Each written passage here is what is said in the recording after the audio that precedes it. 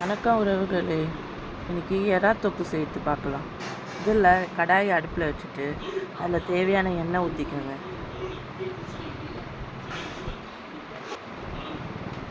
எண்ணெய் நல்லா காஞ்சணும்.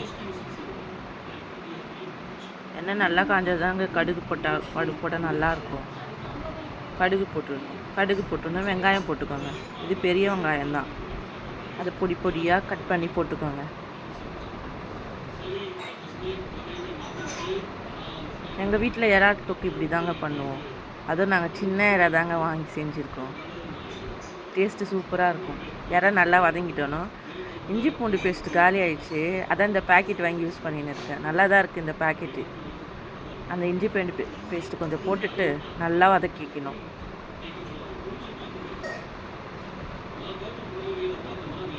அந்த பச்சை வாசனை போகணும். இஞ்சி பூண்டு பேஸ்ட்டு பச்சை வாசனை அது போட்டோணும். கொஞ்சம் கருவேப்பிலை எடுத்து போட்டுக்கணும். கருவேப்பிலை போட்டு நல்லா வதக்கிக்கணும். இந்த எறா தொக்கு சிம்பிளாக தான் இருக்குங்க, ஆனால் சாப்பிட்டு பாருங்கள், செஞ்சு டேஸ்ட்டாக இருக்கும். ரொம்ப சப்பாத்தி தோசை எல்லாத்துக்கும் சாப்பிட்லாம். தக்காளி போட்டுக்கோங்க. சாப்பாடு எல்லாத்துக்கும் டேஸ்ட்டாக இருக்கும். ரசம் வச்சுட்டு இந்த எறா தொக்கு சாப்பிட்டா அவ்வளோ அருமையாக இருக்குங்க. நீங்கள் ஒரு வாட்டி ட்ரை பண்ணி பாருங்கள்.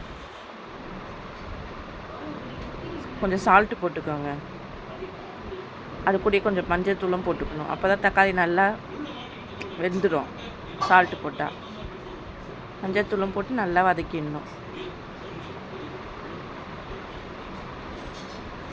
இதெல்லாம் உங்களுக்கு தெரியும் தான் எறா தொக்கு, அதனால் எனக்கு தெரிஞ்சதை நான் போடுறேங்க. இது நல்லா வதங்கிட்டோன்னு எறாவை போட்டுக்கோங்க.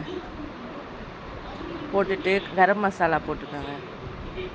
இது சாரிங்க, கரம் மசாலா இல்லை, தனியாத்தூள். தப்பாக சொல்லிட்டேன். தனியாத்தூள், தனி மிளகாத்தூள் கொஞ்சம் போட்டுக்கோங்க. உங்கள் தேவைக்கு ஏற்ற நீங்கள் போட்டுக்கோங்க. இது நல்லா கலரணுங்க. தண்ணியே ஊற்றக்கூடாதுங்க, ஏன்னா இறாலையே தண்ணி வருங்க. இது பொடி இறாலுங்க. இது நல்லா வதங்கணுங்க. பாருங்கள், நல்லா வதங்கிடுச்சு பாருங்கள். இந்த ஸ்டேஜில் என்ன பண்ணுன்னா, நான் மிளகு சீரகத்தை வறுத்து பவுட்ரு பண்ணி வச்சுருக்கேங்க. அந்த பவுடரை போட்டுக்கோங்க கொஞ்சம்.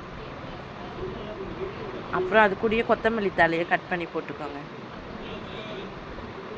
இப்போது சுவையான இறால் தொக்கு ரெடிங்க. இது சாப்பாடுக்கு, தோசைக்கு, இட்லிக்கு, சப்பாத்திக்கு எல்லாத்துக்கும் சூப்பராக இருக்குங்க.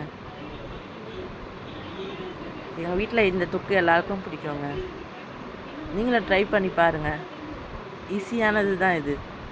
வீட்டில் இருக்க பொருளை வச்சு செஞ்சிடலாம். நன்றி.